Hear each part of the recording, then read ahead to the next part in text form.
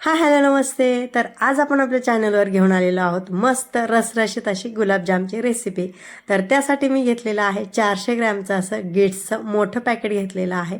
आणि खूप जास्त प्रमाणात आपण गुलाबजाम बनवतो त्यावेळेस खूप सारे प्रॉब्लेम्स येतात, म्हणजे पाक वगैरे बनवण्यासाठी. आणि जास्त प्रमाणात बनवायचे म्हटलं की त्यामध्ये गाठी वगैरे राहण्याची भीती असते. त्यामुळे शक्यतो तर आपण छोटं पॅकेट हे बनवायला घेतो. पण तुम्ही हा व्हिडिओ स्किप न करता पूर्ण पाहायचा आहे, म्हणजे तुमचे देखील जास्त प्रमाणामध्ये गुलाबजाम बनवल्यानंतर अगदी बिलकुलही बिघडणार नाही. तर त्यासाठी अर्धा चमचा आपण इथे पोहे खायच्या चमच्याने अर्धा चमचा असा खाण्याचा सोडा घेतलेला आहे. आणि 1.5 वाटी मी इथे दूध घेतलेलं आहे. तुम्ही अगदीच पाणी घेतलं तरीही चालेल. बिंदास तुम्ही इथे 1.5 वाटी दूध घ्यायचं आहे. आणि अशा प्रकारे हे मळून घ्यायचं आहे. छान असं फ्लफी आपलं हे मिश्रण तयार होतं. थोडंसं पातळ झालं तरी काहीच हरकत नाही, पण निब्बर ठेवायचं नाही.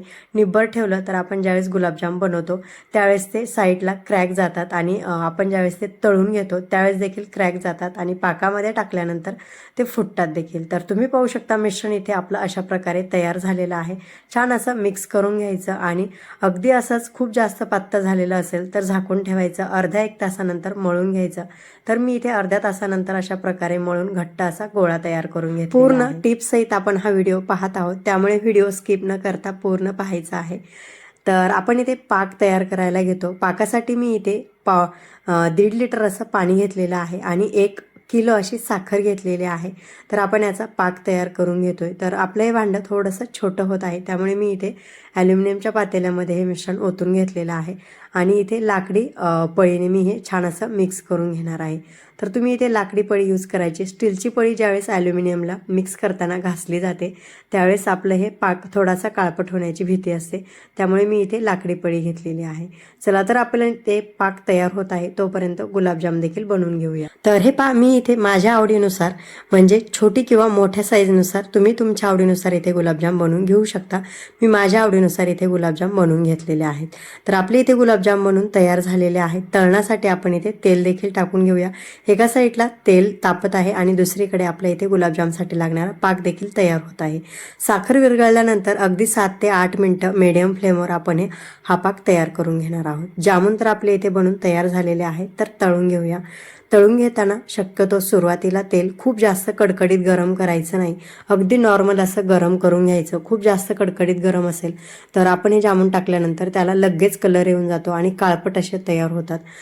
तेल छान असं गरम झालं की त्यामध्ये गुलाबजाम टाकून घ्यायचे आणि फक्त आपल्याला इथे तेल हलवायचं आहे, गुलाबजाम हलवायचे नाही. ते ऑटोमॅटिक तेलासोबत हलले जातात.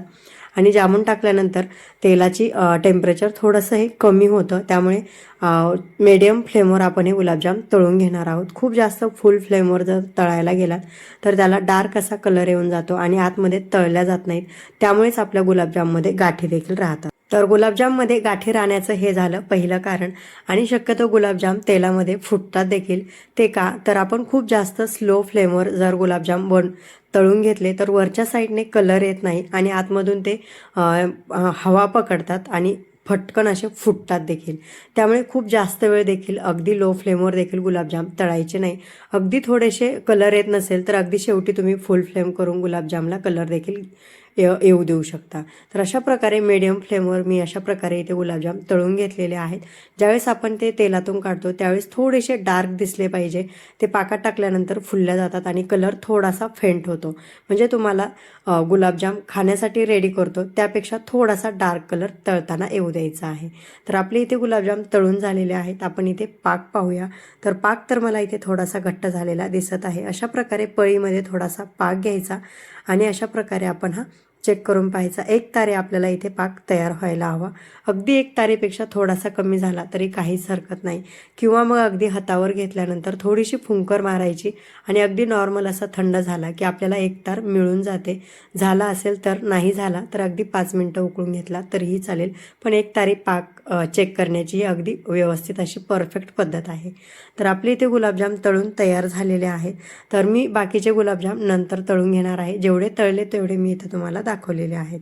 तर गुलाबजामसाठी लागणारा पाक खूप जास्त थंड करायचं नाही किंवा मग अगदीच खूप जास्त गरम देखील ठेवायचं नाही. गरम गुलाबजामच्या पाकामध्ये जर तुम्ही गुलाबजाम टाकले तर ते टिकले जात नाहीत आणि खूप जास्त थंड करून घेतला तर ते पटकन म्हणजे सोक देखील होत नाहीत. त्यामुळे हाताला सहन होईल इथपर्यंत गुलाबजामचा पाक हा गरम असायला हवा, जेणेकरून तुमचे गुलाबजाम अगदी 4 ते 5 दिवस आरामशीर टिकल्या देखील जातात. तर अगदी एक रात्रभर मी इथे पाकामध्ये गुलाबजाम ठेवल्यानंतर तुम्ही पाहू शकता अशा प्रकारे आपले इथे गुलाबजाम दिसत आहेत. कलर तर अगदी मस्त आलेला आहे आणि अगदी रसरशीत आपले इथे गुलाबजाम तयार झालेले आहेत. चला तर मी इथे तुम्हाला एक जामून फोडून देखील दाखवते. तुम्ही पाहू शकता अगदी आतमध्ये हा पाक गेलेला आहे आणि खायला तर अगदी भन्नाट असे हे गुलाबजाम तयार झालेले आहेत. तर खूप साऱ्या टिप्स आणि ट्रिक्स सहित मी तुम्हाला ही रेसिपी दाखवलेली आहे.